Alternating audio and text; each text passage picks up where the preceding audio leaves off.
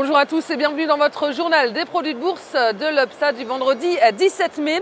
Paris termine quasi stable à moins 0,08%, ralenti par les mauvaises statistiques européennes. Et la place parisienne a tout de même atteint un nouveau plus haut annuel en cours de séance à 3 984 points. Le CAC 40 résiste plutôt bien compte tenu des mauvaises nouvelles économiques récentes. Et comme les autres marchés, Paris se raccroche à la poursuite des politiques de soutien des grandes banques centrales.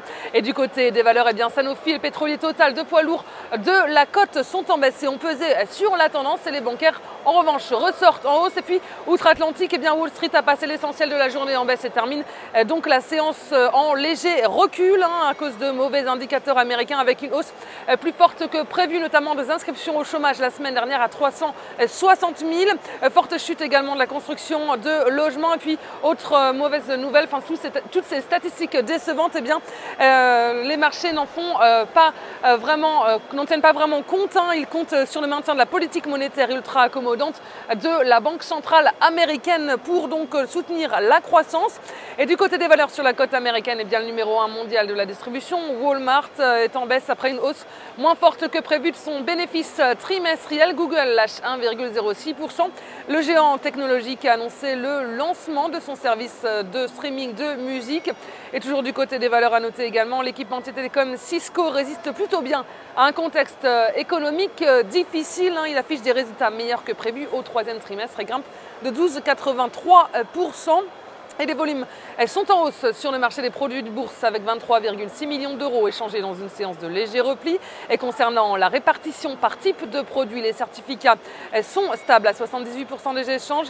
Les varants également à 22%. Du côté des transactions, les certificats représentent 59% des échanges. Les varants sont à 41%. La répartition par sous-jacent nous montre que les indices sont en forte baisse avec 26% du marché et les actions sont à 68%. Et la répartition des transactions sur les varants nous indique que les indices sont à 18%, les actions à 79%, le taux de change à 1%, les matières premières sont à 2%.